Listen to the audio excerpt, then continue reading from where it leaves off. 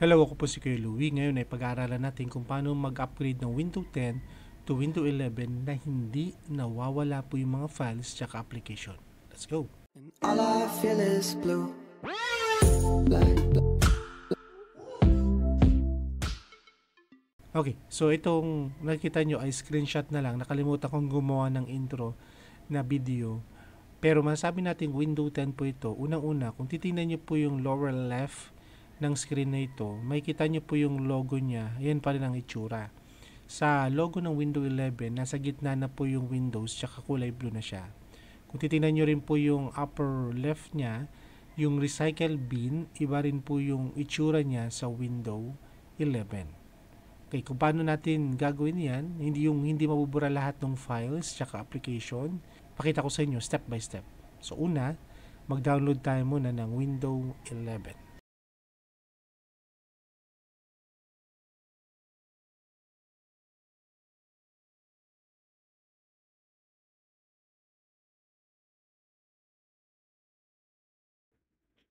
Okay, unahin natin yung download Windows 11.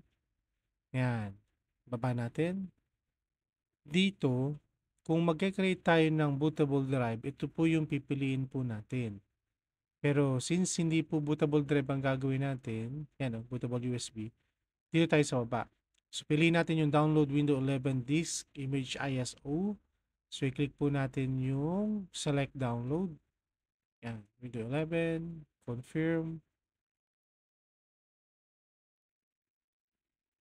Next, pili tayo ng language. English syempre.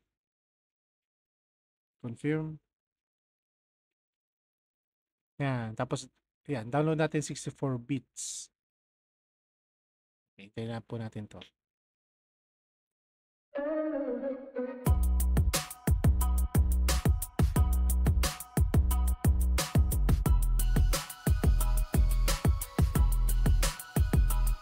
Okay, so tapos na po yung pag-download natin ng Windows 11. Check natin sa folder ng downloads. Ayun, meron na tayo. Step number 2 po tayo.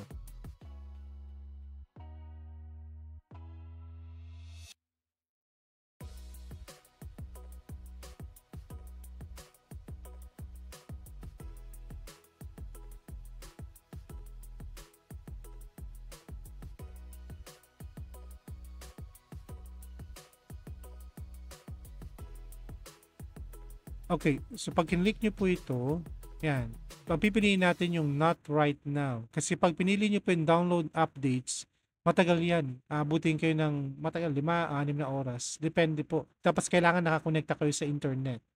Not right now po ang piliin natin kasi po, nag-update naman ng Windows 11 from time to time. Basta nakakonekta kayo sa internet.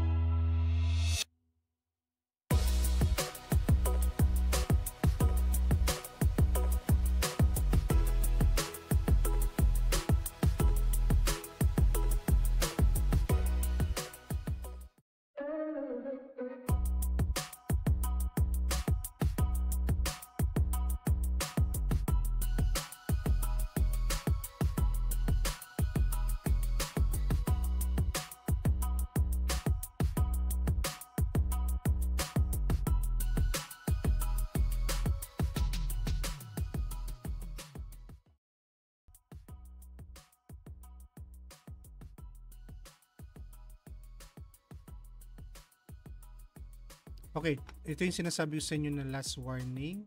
Pero pag click nyo po yung accept, okay na po yan. Yan o. So, click na lang po yun.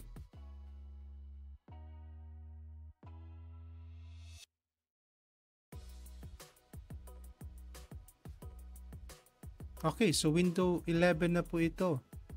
Yan o, kita nyo po. Iba na yung logo niya o yung Windows logo niya. So, pakita ko po yung loob po ng system na ito.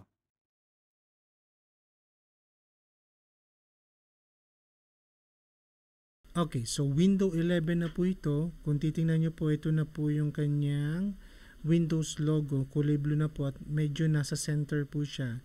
Yung window 10 po kasi nasa left side po siya at puti po siya. Titingnan nyo po yung recycle bin. Yan o, iba ng itsura niya kung i-compare nyo po sa window 10. Ngayon, para masigurado natin, punta tayo sa system, information. Yan o. So, ito na po yung OS niya, Windows 11 Pro na po siya. Okay? So, paalala lang po, pwede nyo gawin ito kapag ang laptop po ninyo ay 7th gen pa or 7th generation po siya.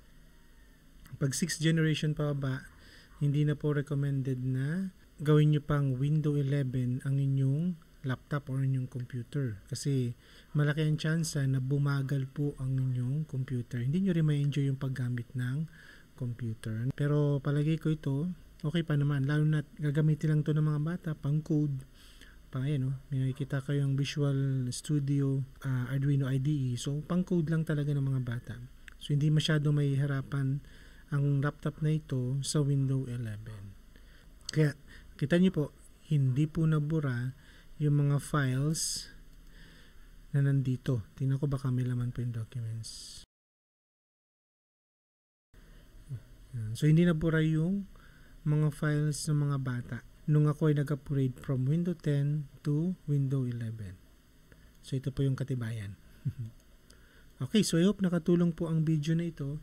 At pakasuyo, kung di pa kayo nag-subscribe, please subscribe. Pwede nyo pong click yung thumbs up kung nagustuhan nyo po yung video ito. Maraming salamat at ingat po tayo lagi.